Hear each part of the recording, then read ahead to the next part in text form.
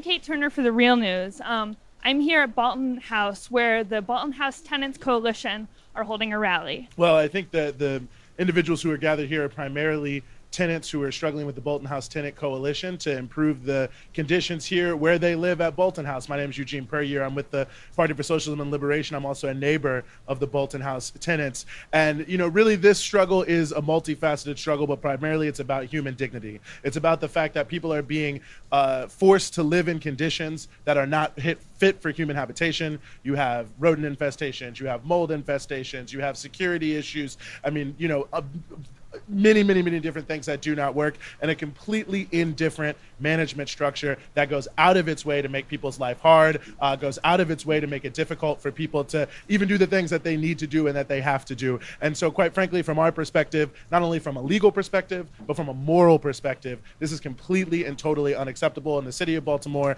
in the state of Maryland, anywhere in the United States. And I'm happy to be able to stand with the folks who live here in Bolton House, who have stood up, who are fighting for their rights, who are demanding the right thing morally, the right thing legally, and something that I think there's no reason why we should not be able to improve the conditions in Bolton House. And quite frankly, right across the street from here, you have the State Center project that's going on. They want to bring $1.5, maybe $2 billion worth of investment into this neighborhood. And I think we know that these two things are deeply connected. When you have these sorts of slumlord managers, who, by the way, are the same people that the Housing Authority has managing Poe homes, when you have these sorts of slumlord style managers, they want to force as many people out of buildings as they can by making the conditions as terrible as possible so they can profit as much as possible when the big money comes in just next door.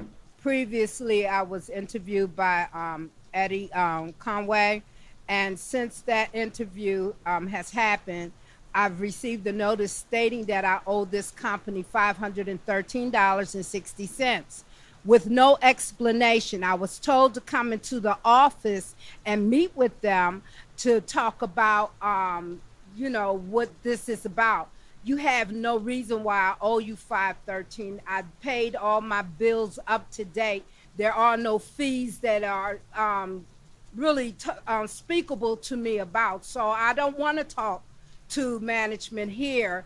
You let me speak to the bigwigs at Silver Springs so that they can better inform me as to why I owe anything to this company. So needless to say, since then we done had a bogus letter from Miss Sherry to say that, she's willing to speak with us one-on-one. What happened to speaking to us all collectively? You used to do it, so now all of a sudden now you don't want to speak to us, but one-on-one, conquer and divide. That's my motto right now. I'm telling everybody that that's what they're up to.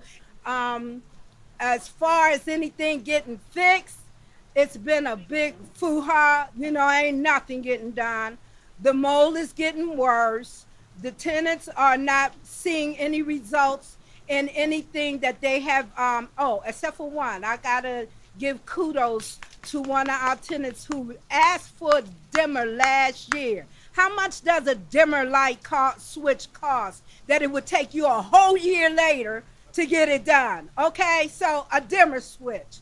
Anywho, thanks for getting that done. I asked for a high-boy toilet over a year ago, and I still haven't gotten it, and I really need it, okay? So saying, with all that being said, ain't nothing getting done. So it's just a lot of front, stuff that they're basically wanting to say, oh, we're trying to do, or we hope that this will get done, or we're working on it, but nothing is being worked on, okay? You can go down at any God-given day and you're into our trash room, and you'll see the little critters just scurrying all around. Any day, and I mean any day. We had a nice community room where I would have loved to have taken you all to have this interview, but the community room got mysteriously cut off for a business that is not using that room, because the last time I looked, wasn't nobody doing but walking through it, okay? It's still empty space. Well, we're steady bringing the people together. We have reached out to the Congressman Cummings and Costello, and they have not given us any kind of response back. So we're steady trying, but they're sending out letters We mail the letters back, and we can't get a date on when they really want to sit down and talk with us. So that's the next step, is to try to get the congressmen, to come and sit. We want to sit down with the owners, the congressmen, the tenants, and we can try to. We're not going to resolve it because we already know what management is all about. They're not going to do nothing, but we do want them on our side. We're going to be going around the city. We're going to be talking to more people. We're going to be petitioning, asking residents and neighbors to support the tenants here and the struggle that they're pushing forward. We're going to be continuing to push the elected officials with that same and added pressure of people all around the city. We're going to be drawing as many of the parallels as we can to so many other places. I mean, as I mentioned, this management company, Edgewood Management Company, same company that manages Poe Homes for the Housing Authority. And we have to start to ask ourselves why we see the same people over and over again. These problems aren't new. People have challenged issues here in court before. People have written, the inspectors have been here. So this is really a failed system issue. And we want to point out that these systems are completely failing these tenants and build as much support as we can all across Baltimore City. So definitely, continue to look for us, continue to look for the work that we are going to be doing really everywhere in this area. I'm Kate Turner for The Real News. Thank you so much.